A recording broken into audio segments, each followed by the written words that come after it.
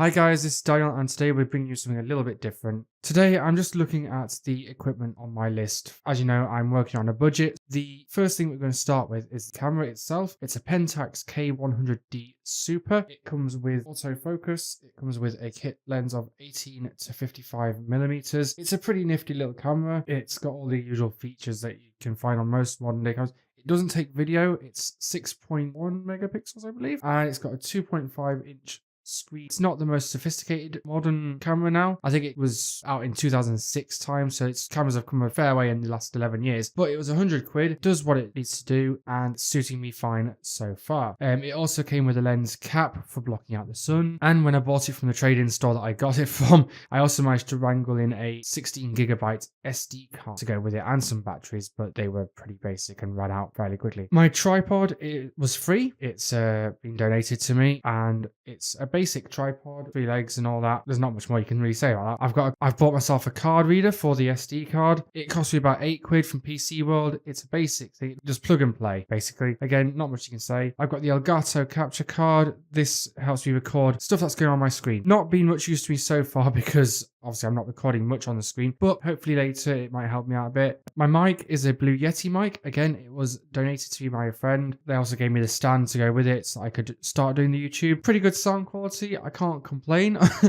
You can hear me obviously, so all good. I've got myself a second monitor. It was a £10 monitor from the same shop that I bought my camera from. It's connected to my PC with a VGA to DVI-I adapter, which cost me another £10. So as you can see, so far I think I've spent about 150 quid, and this is before we move into the stuff that I've already got. So my computer I've already got from before. It's been upgraded to have extra RAM. It's been upgraded to have extra graphics card, but that's stuff that you don't need to know about for me, I think. But again, all stuff that I had previously before I started doing the budget photography. Same with my iPhone, which you all know my gripe about camera phones if you've watched the first video in the amateur angle series. If not, it takes all right video, it takes all right pictures, but it's not the great quality that you really want if you want to look professional, if you want your pictures to look awesome when you're showing them. So I want to learn to take better pictures, and that's the aim of this series. The bag I use is just a general carrying bag, which I realize from what people say is probably not as a great thing to do, but what I've done is I've packed it out with old clothes and rags just to make sure that when the camera is in there and I'm carrying it about, everything's protected. It fits everything in that I've got so far, and so it works for now. The batteries and rechargeable back were from a local supermarket. They're about £8. Again, not too expensive, not the best, not the worst. They take a little while to charge up, but we're getting there. Moving on to the programs that I actually use to put these videos together,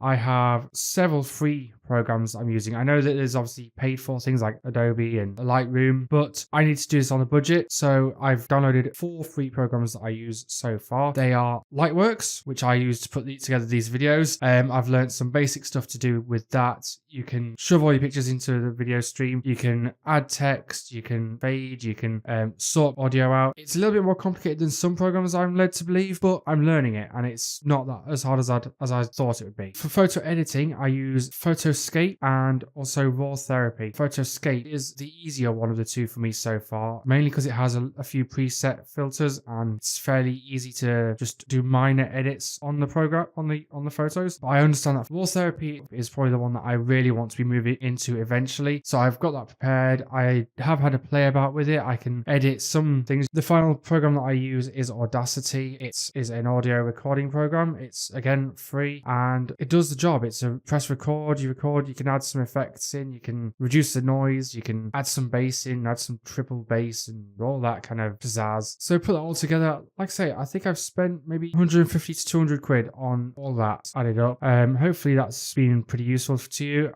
Thanks for watching and we'll see you next time.